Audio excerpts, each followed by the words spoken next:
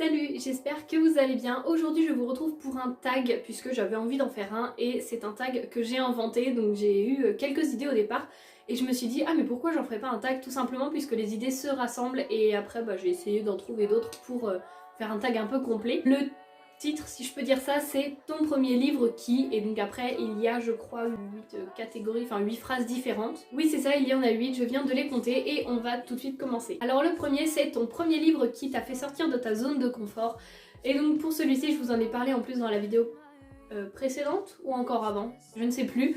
C'est Le Secret de Lomé, c'est écrit par Alexiane Delis et donc mon édition ici est publiée chez Michel Lafon Poche et j'ai le tome 2 et 3 chez Michel Lafon. Donc dans cette histoire nous allons suivre Lomé qui est une jeune adolescente, une jeune fille qui mène une vie parfaite jusqu'au jour où lors d'une excursion elle va tomber dans l'eau et se réveiller dans un tout autre monde, une toute autre contrée qui se nomme Balchanta, qui est un univers très dangereux avec des créatures et elle découvre que toute cette civilisation s'organise par caste et que elle appartient à la caste des esclaves. Non, esclaves, pas exclaves. Alors je pense que j'ai pas besoin de vous redire que ce livre a été un énorme coup de cœur pour moi puisque c'est vraiment mon premier livre fantastique que j'ai lu. C'est pour ça que c'est vraiment mon premier livre qui m'a fait sortir de ma zone de confort puisque je lisais que du contemporain, de la romance ou des choses comme ça. Parfois aussi des témoignages, mais jamais du fantasy, fantastique ou des choses comme ça. Et donc lui c'est vraiment le premier qui m'a lancé un petit peu dans cet univers, dans ce genre littéraire. Et ça a été, c'est aussi pour ça que ça a été un coup de cœur et qu'aujourd'hui l'autrice c'est mon autrice préférée. Il faut savoir que Le Secret de Lomé c'est une trilogie. L'autrice a également sorti Les Ailes d'Émeraude qui est également une trilogie. Elle a sorti aussi 200 d'écume et de glace qui est un tome 1. Il est sorti cette année en juin. Et elle a également fait La Sphère qui est un one-shot pour le coup.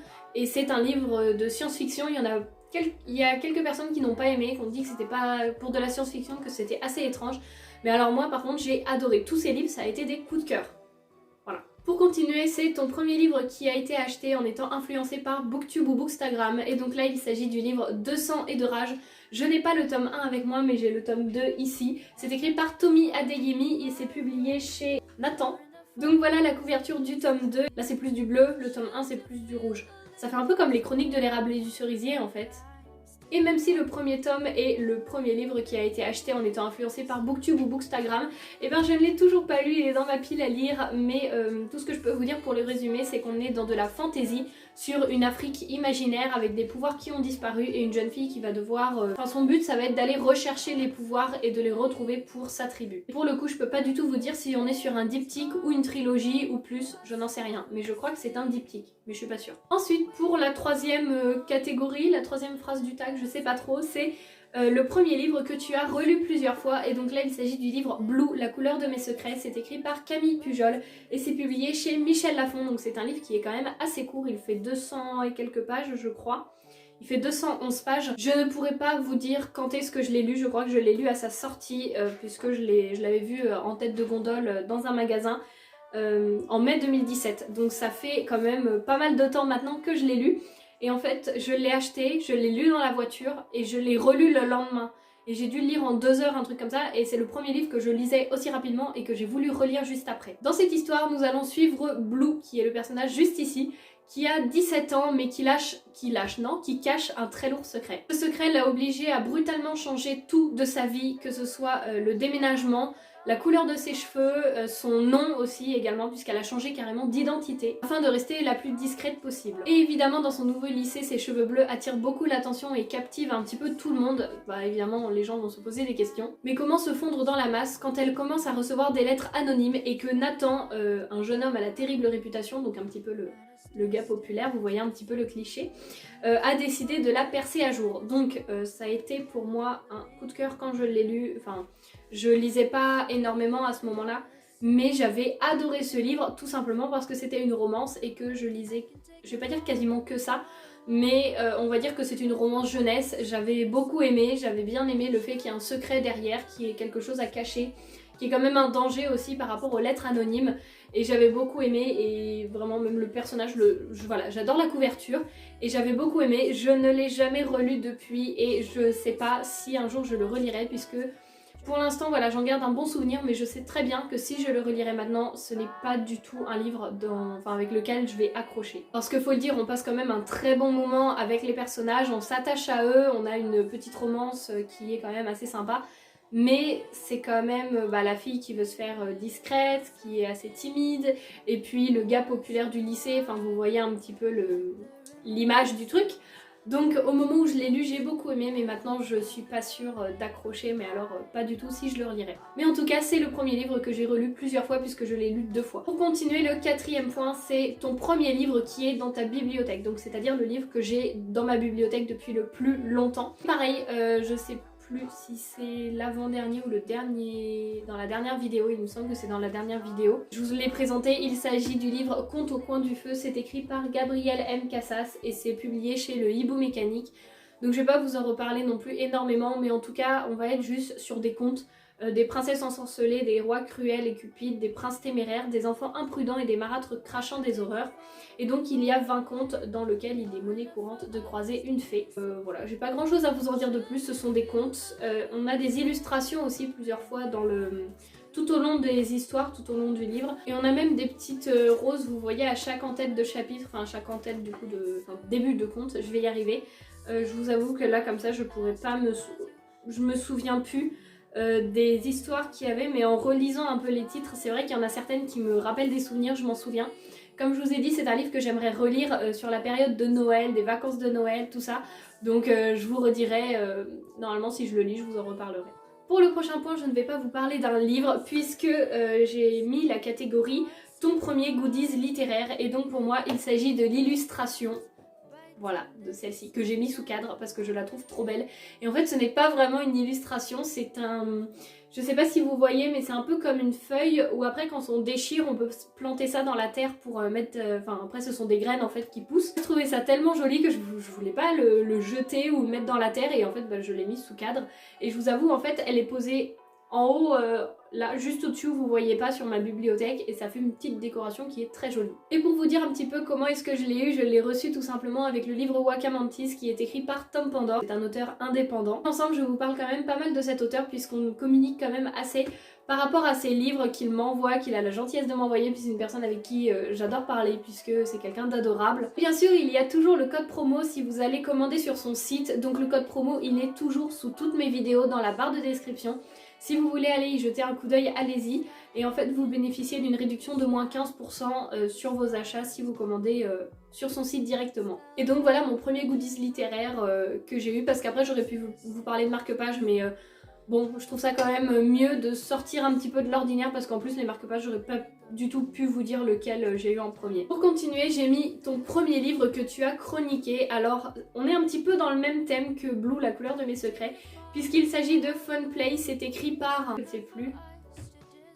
Bon bref, comme d'habitude, vous avez l'image du livre là, donc vous avez l'auteur. La maison d'édition, c'est peut-être Michel Lafon. Je m'avancerai pas trop, en plus je n'ai plus le livre avec moi. J'ai lu le tome 1 et le tome 2, mais je ne les ai plus. Et en fait, dans cette histoire, nous allons suivre donc un personnage qui reçoit un message anonymement en mettant devine qui je suis et je serai à toi. Donc bien évidemment, on est sur une romance. Et on a des secrets aussi qui se cachent derrière, on a toute une histoire. Moi c'est vrai qu'au moment j'avais beaucoup aimé, mais c'est une histoire qui ne m'est pas, on va dire, restée, qui ne m'a pas marquée. Je me souviens encore de la fin, tout ça, la fin qui m'a un peu, comment dire, disons que je n'aime pas trop les fins ouvertes, donc ça m'a un petit peu embêtée quand même. Mais bon, dans l'histoire c'était quand même une très bonne lecture et c'est vrai que c'est le premier livre que j'ai chroniqué puisque il me semble que c'est ma première publication sur mon compte Instagram. En tout cas pareil, j'avais aimé au moment où je l'ai lu, mais maintenant si je le relirais, pas sûr que ce soit vraiment un genre qui me corresponde. Ensuite le prochain point, c'est ton premier livre lu qui a été adapté en film. Donc pour moi il s'agit du livre Nos étoiles contraires. Encore une fois c'est une romance, vraiment j'ai l'impression que je lisais que ça au moment. Donc c'est Nos étoiles contraires écrit par John Green et il me semble que c'est publié aux éditions Nathan. Je n'ai plus le livre avec moi, enfin je ne l'ai pas là tout de suite maintenant avec moi. Et dans cette histoire nous allons suivre deux personnages, donc j'espère ne pas me tromper et ne pas confondre avec un autre livre. Mais on va suivre Hazel Grace et Augustus Waters, il me semble que c'est ça le nom des personnages. Et ces deux personnages vont être confrontés à des maladies plus ou moins graves, ils vont apprendre à se connaître, etc. Encore une fois on est sur une romance, mais est-ce que j'ai vraiment besoin de vous faire un résumé sur Nos étoiles contraires, que ce soit pour le livre ou pour le film? C'est quand même quelque chose d'assez connu et j'ai envie de dire un petit peu de classique dans la littérature. ou même dans les... peut-être pas dans les films, mais dans la littérature, je sais que John Green, son livre, on va dire que tout le monde connaît, c'est Nos étoiles contraires. Et quand je l'ai lu, je ne savais pas du tout qu'il y avait un film en rapport, et en fait on me l'a dit, on m'a dit ah mais tu sais qu'il y a un film par rapport à ça, et je me suis dit ah bah non, je sais pas. Donc c'est par rapport à ça que je l'ai regardé ensuite. Et donc voilà, c'est le premier livre que j'ai lu qui a été adapté en film. Et maintenant pour terminer avec le dernier point, je suis désolée, on ne va pas finir sur un livre très gai, mais il s'agit de mon premier livre qui est resté dans ma pile à lire, donc c'est-à-dire le premier livre que j'ai acheté et que j'ai posé et que je n'ai pas lu tout de suite. Et pour le coup, je ne l'ai toujours pas lu. Donc autant vous dire que ce livre, je l'ai depuis très longtemps, beaucoup trop longtemps. Mais je n'arrive pas à me décider à le lire puisque c'est quand même un sujet qui est assez compliqué, assez lourd et pas voilà très joyeux. Donc pour l'instant, je le laisse dans ma pile à lire. Je sais que je le relirai lirai sûrement un jour. C'est un témoignage, donc j'ai envie de dire, c'est pas non plus par exemple un livre jeunesse où je vais me lasser, où je vais plus aimer le genre. Là, c'est pas pareil. Puisqu'il s'agit d'un témoignage d'Oradour sur Glane. Le titre exact, c'est Oradour, le verdict final. C'est écrit par Douglas W. Howe. Je sais pas comment est-ce qu'on prononce son nom. Et c'est publié aux éditions Seuil. Et c'est vraiment présenté comme un livre, comme un roman. Mais on a également des images. Oh, François Hollande. Et on a également des illustrations, des photos, des images de ce qui s'est passé avec des explications. Je suis déjà allée à Oradour, c'est quand même un endroit qui est très intéressant, très poignant, où on a plein de choses à apprendre. Mais c'est vrai que lire, c'est quand même pas pareil, il faut vraiment s'y plonger dedans, prendre du temps pour le lire. Moi, c'est pas un roman que je vais lire, on va dire, en 2-3 jours. Je le lirai en parallèle d'une autre lecture, ça c'est sûr, pour pas me plomber non plus le moral. Mais c'est un livre qui ne peut être que très intéressant pour apprendre plein de choses.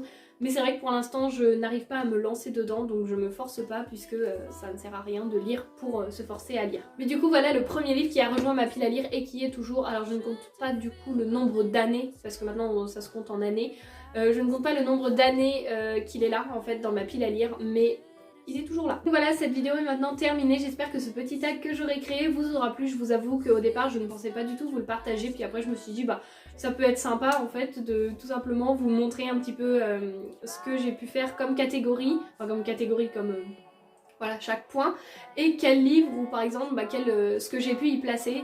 Donc voilà, en tout cas j'espère que ça vous aura plu, que vous passez de bonnes lectures, que vous faites de bonnes découvertes, et puis moi je vous dis à la semaine prochaine pour la nouvelle vidéo. Salut! Et donc même si le tome 1 a été le premier livre acheté, et parce que... Oh. Ensuite c'est 1, 2, 3, 4... Pour le prochain point, je ne vais pas vous parler... Wow. Et ces deux personnages vont être confrontés à des maladies plus ou moins graves...